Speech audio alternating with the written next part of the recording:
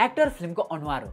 डाइरेक्टरको vision, राइटरको script र production टिमले तयार पारेको त्यो संसारलाई अडियन्स माझ पुर्याउने जिम्मा एक्टरको हो। एक्टरले स्क्रिप्ट पढिसकेपछि उसले खेल्न लागेको क्यारेक्टर कस्तो हो, यसको विशेषता के हो, यसको कमजोरी के हो, यसले के चाहन्छ, यसको डर के हो आदि इत्यादि कुराहरू बुझ्न खोज्छ। उसले जति त्यो क्यारेक्टरलाई बुझ्छ त्यति नै उसको अभिनय निखारिन्छ। एडी असिस्टेन्ट डिरेक्टरको मुख्य काम भनेकै प्रोड्युसरको पैसा जोगाइदिने हो।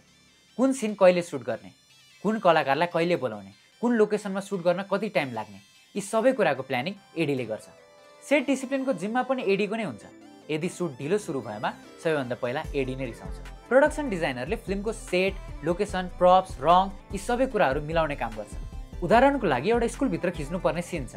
अब त्यो स्कुललाई कस्तो देखाउने? त्यो स्कुल गाउँमा छ कि सहरमा छ? त्यो स्कुल सरकारी हो कि प्राइभेट हो? यदि सरकारी हो भने त्यसलाई कसरी देखाउने?